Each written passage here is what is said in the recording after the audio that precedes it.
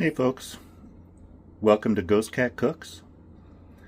Today I'm filming on July 4th, Independence Day. And so a lot of people, I think, days like today, holidays and all, they really don't want to spend a lot of time in the kitchen. And that's what today's episode is going to kind of be about. So I'll show you a couple cheats that I do and ways you can get a nice meal relatively easy. I'm not making everything from scratch, but we are putting things together and assembling things and cooking things. It's just this is a little quicker and less involved way. You can get stuff done and then go out and have a good time, check on it every once in a while instead of making the whole day in the kitchen.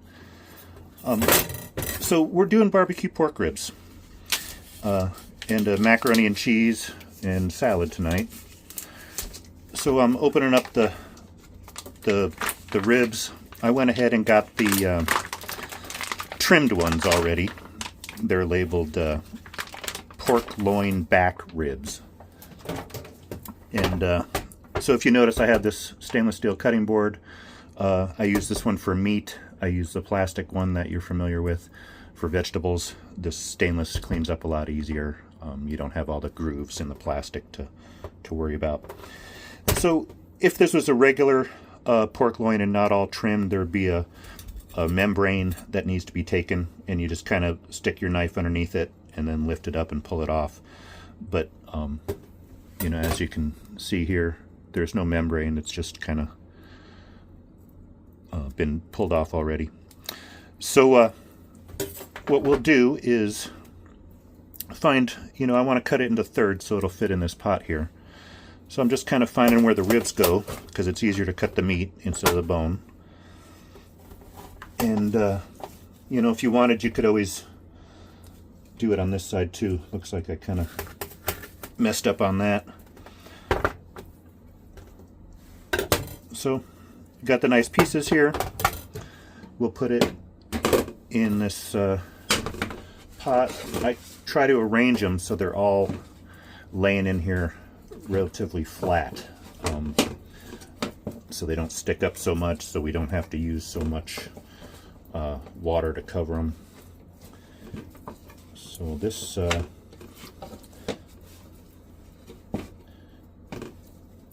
see, looks like that might be the best way. Yeah, that might be the best way. We'll put these little loose pieces in there. So what I usually do is I'm going over to the sink here, and I'm just covering it with enough cold water, just about maybe a ½ inch above the surface of the meat.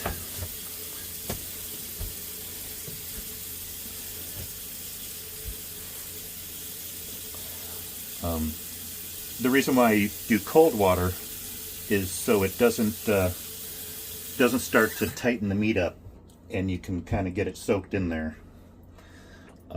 Ribs are all about keeping the moisture. So you know, this is sticking up a little bit, but I think that'll be okay. Sometimes you just got to deal with things that aren't perfect. So I'm just putting some salt in here.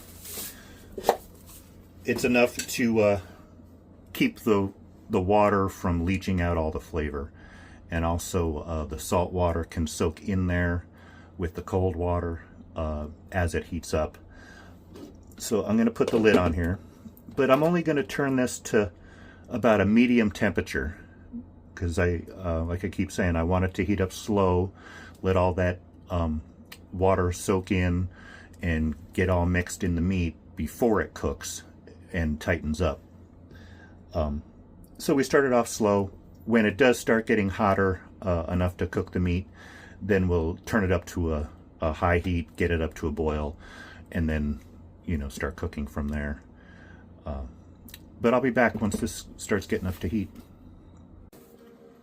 So now this water's been heating up slowly for the last 20 minutes or so, and there's a little bit of steam. I don't know if you can see it coming off, but I can see the movement of the water starting from the heat currents and all. It's starting to look like the water's getting a little cloudy, which means that the proteins are starting to cook.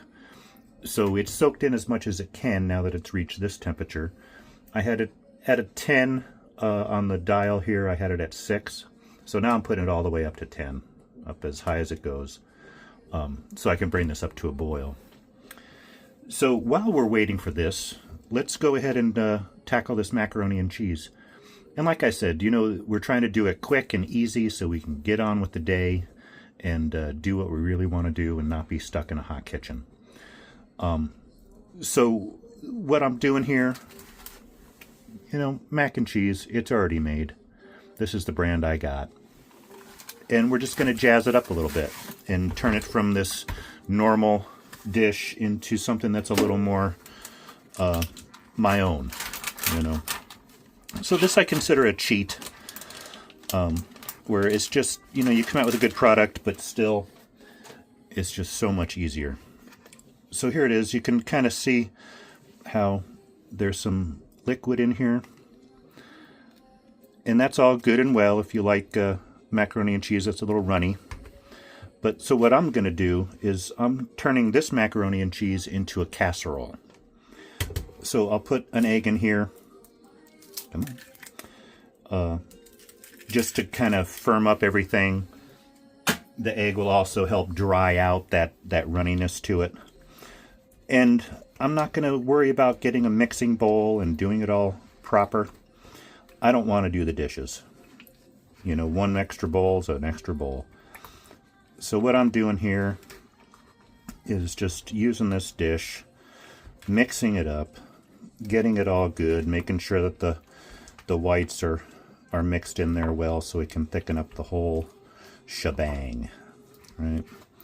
Going around, you can see how I'm rotating it so I get all the bottom in there and mixed up nice, making sure I get all the corners. So once it looks like it's pretty evenly mixed, we can get it transferred into this pan over here.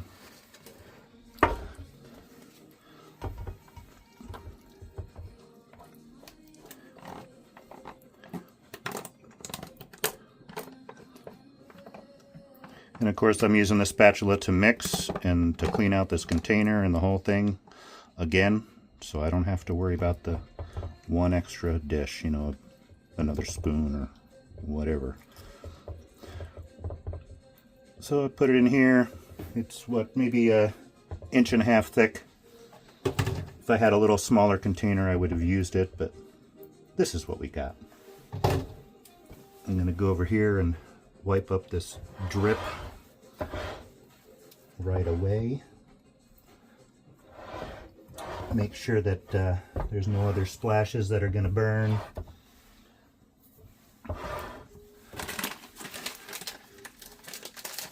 So to make it more of my creation, I'm sprinkling a little cheese on here. See how I kind of guide it with my hand so I'm not shaking it all over the place. And little of these herb breadcrumbs, because we want this to gratin on the top, you know, get a little brown. So I'm just putting a few on there. These are the Italian style seasoned. And this cheese is the sharp cheddar, but you can use any cheese, even Parmesan. So then I just put a light little sprinkling on there. Give you a close-up so you can see kind of what I did. I just layered the cheese and the breadcrumbs together. So I'm going to cover that in plastic because, you know, it's still, well, it's only 10:45 in the morning. I need the ribs to cook a long time. So I'm just going to put this in the fridge and pop it in about an hour before we eat. So we got that ready, and one more thing off the list. So you can see how this is getting a little more hot. It's going. I'm off camera when this comes up to a simmer. I'm just going to turn it down and let it do its little rolling simmer for about an hour. I'll show you when I decide to take it off, what it looks like and why I chose, that particular time. So we'll be back in a few. Okay, so we're back. This is starting to come to a boil now. Taking the lid off so we don't have it boil over so easy.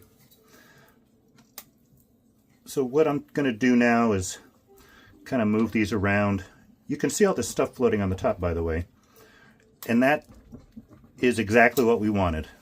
We wanted all this stuff to leach out of the ribs themselves and get in the water, and that tells us that the water had a chance to soak in and do its job. So I'm just kind of making sure that these are going to be all submerged good enough. This one here is sticking out, but I moved it around a little bit, so there's a different part sticking out now. I'm just going to let them sit like that. I'm going to turn the temperature on the dial here down to 5, because I don't want it to come to more of a boil than you already see here. Actually a simmer, where it's just barely bubbling. That would be fine. So I'm going to put the lid back on and even turn it down more, because with the lid we don't even need it up at a 5. I'm putting it down at 2. We'll see what that does. Oh, and as far as cleaning up this whole area and stuff, so far I think all I had to do was clean the knife, clean the rubber spatula, and this meat cutting board. So that's kind of nice. It frees me up to do other stuff today. And time investment, it's been a total of 30 minutes, and that's all the off-camera time too. But actually behind the stove here, I had 5 minutes to set this up, 5 minutes to set up the macaroni and cheese. So I'm into it for about 10 minutes so far today. So I think that's pretty good, efficient use of time. Looks like this is going to be set at the right temperature because it's still just kind of doing a slow boil. Doesn't look like it's going to boil over. So we'll let this sit. I'm going to check back in about an hour. So we'll have it boiling for at least an hour, and then I'll get back with you. And we're back. So it's been just exactly an hour.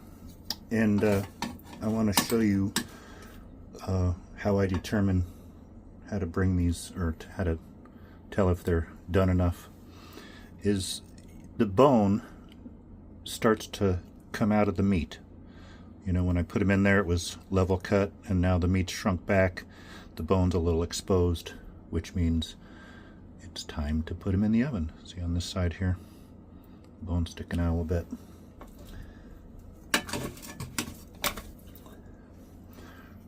And here you can kind of see it's starting to pull away from the bone, especially right there. See?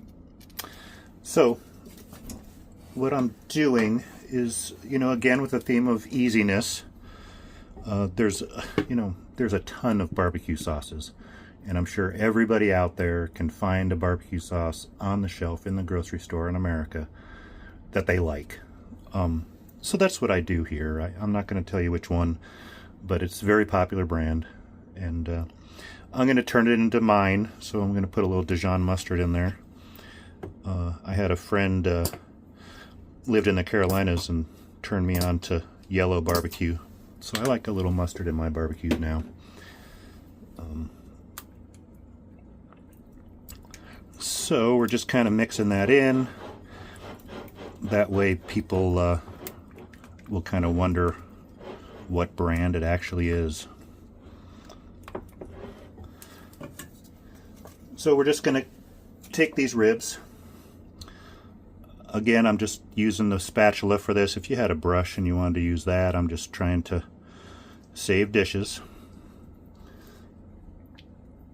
So this bottom side here, you you can coat it, but you know, that's not the part that presents and all, so I don't worry too much about that.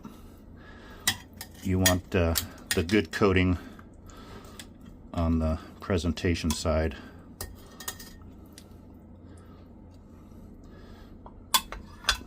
So you can kind of see how it has such a nice coating to it. You know, not too thick at this point, because you know, we're going to bake it. We don't want it to burn. We're just trying to give a little base flavor and have it stick to the meat itself. You can see how it's starting to get tender enough that that piece even just fell off.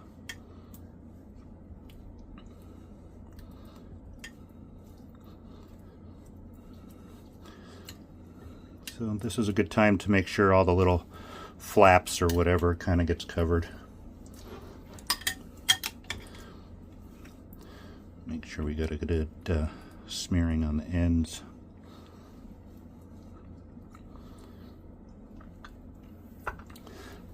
And again, we're trying to find the best way to arrange these in a single layer. Looks like that might be it.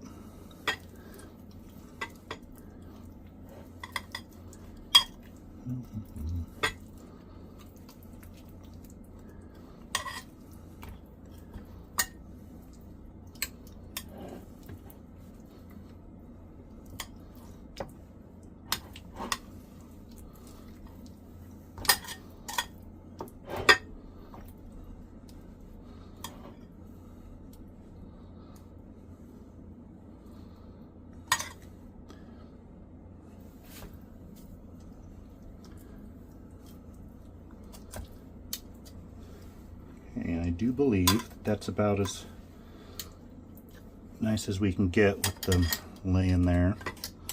This little piece I'm going to stick in the corner. These extra little pieces that had fallen off earlier, coat them.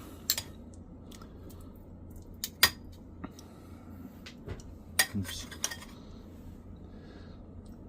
Stick those over in this corner.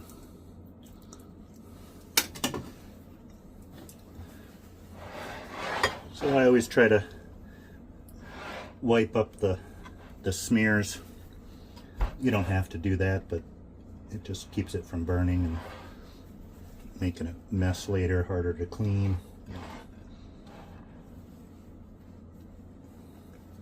So just make sure your towel's relatively clean.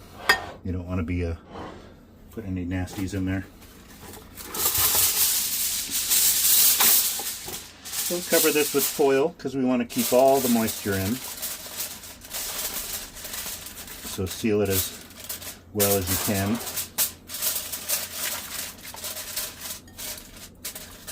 You usually go around to make sure it fits nice. So in the theme of being quick and easy and all that, I don't want to heat up the kitchen. So I'm not turning this big stove on, this, I mean the big oven. You know, it's got to be on for 5 hours or so. It's what, 10 minutes to noon. So yeah, I figure I'll take them out of the oven around 5. So what I'm going to do is put this in the toaster oven. Now, they always warn you not to do that, and it's because the heating elements are so close that you tend to burn stuff faster. So what I'm going to do is, normally I would put this at 275, 300 degrees and let it bake for a while that way. I'm going to turn it down on the toaster oven to like 250. And then I'll check it after a little bit, see what's happening, and I might even go down to 225. But that kind of helps it from burning because the coils don't stay on so long each time. This little extra here I'm going to save for later. I'm going to put it in the fridge. So I'll be back when the time needs. Okay folks, we're at the 4-hour mark, just maybe a couple minutes before that. And I wanted to kind of look at this, see how we're doing. We should be mostly done. So we'll poke at this. Oh yeah. If you notice, the the knife goes in. I just knocked off that big hunk of meat. So yeah, we're doing awesome. So what I'm going to do is stick this back in the oven for another half hour and let this kind of dry out a little bit. When we put our final coating of barbecue sauce on there, we want it to be a little dry and sticky so it doesn't slide off.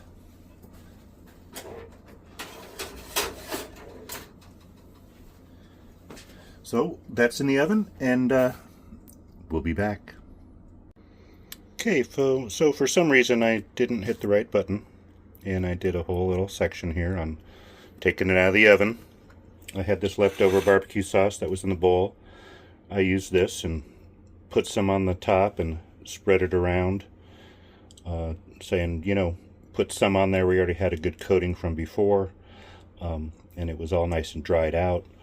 So then I spread it on all three of these, used the rest of the sauce up that was in the bowl, and then I took a yellow barbecue sauce and I just kind of coaxed it out in a nice stream and went across like this, went a little different direction, and put that drizzle design on there. So now you can see what it'll look like closely. You know, it'll look close to this at the end. So I'm going to put this back in the oven. I got about an hour till it needs to be ready, so we'll put it in there. I've been cooking this whole thing at 250 for the last 4 hours. So I'm going to put it back in, but I'm going to go down to maybe 225 because we don't need it to cook anymore. We just want this sauce to dry out and get all sticky and yummy.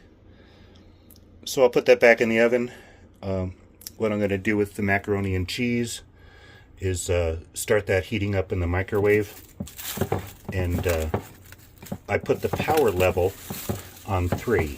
You know, the level on the microwave goes from 1 to 10, so I put it on 3, which is about a third, and then I put it on for 15 minutes, which I figure is about equivalent to 5 minutes at full power. So that'll get it all nice heated up. It'll cook that egg that's in there, and then we can stick it under the broiler in the toaster oven, because remember, I'm doing that toaster oven instead of this big old energy hog. So we'll put it in the toaster oven, broil it just for a little bit to get it brown on top, and then they'll both be nice and hot and ready. So I'll be back in a few minutes. For you, it'll just be a second. So the macaroni and cheese we had in for 15 minutes at power level of 3. And it's hot, but it's not done. You know, it still needs to cook a little more. But we're a little early, so what I'm going to do is take it and put it in the toaster oven now, because the ribs are done, and we'll look at those in just a second. But I'll get these back in the oven to finish cooking. We got about a half hour to spare. I'm a little early, and that works out perfect because I don't have to stress over this. I'll be right back. So here's the ribs. They're all done. You can see the dueling sauces. So we're going to put them in this dish. I have to transport them downstairs in about a half hour. So I got the camera mounted there. So, you know, the best way to do this, I found, to pick them up because they're so tender and all, is with tongs like this. And you go underneath so the ribs are supported. And a lot of times you can get them out without breaking. A lot of times you don't. So we'll just mess with them. You know, being too tender, I've never heard anybody complain about that. But you see how I got them kind of supported? And that way they kind of just fit in here nice.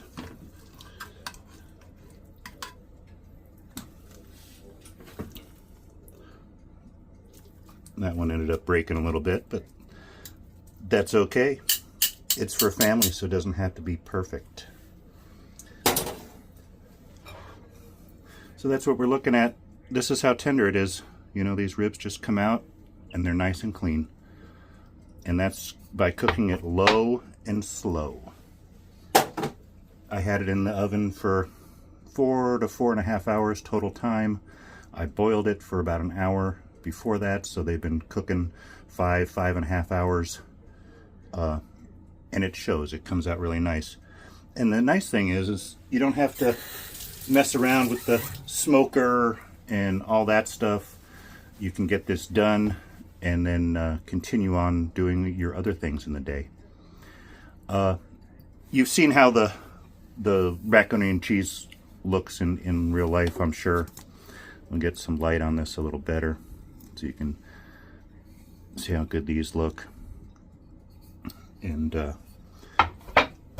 let me show you just how easily they break apart, you know.